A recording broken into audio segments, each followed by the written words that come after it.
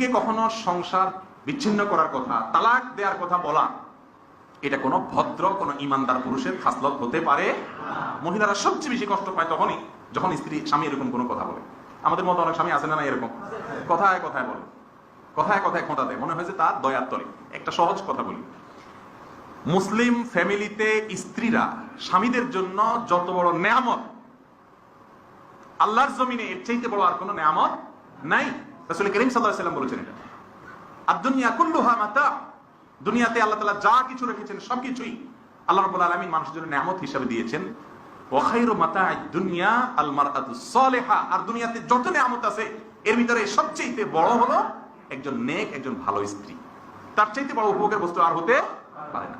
আপনি চিন্তা করেন, আপনার সন্তান জন্ম দিবে, আপনার চরিত্রটা ঠিক রাখবে, আপনার ঘরে সমস্ত কাজ করবে।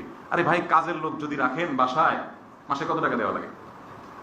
5,000 10,000 টাকা দিয়ে 24 আওয়ার্স কাজের লোকের সার্ভিস পাওয়া কঠিন হয়ে যায়। সেখানে কাজের লোকের সার্ভিস পাচ্ছেন, আপনার চরিত্র হেফাজত করতেছে ফুল, এরপরে আপনার বাচ্চা কাচ্চা জন্ম দিচ্ছে, আপনার পরবর্তী বংশধর দাঁড় করাই দিচ্ছে।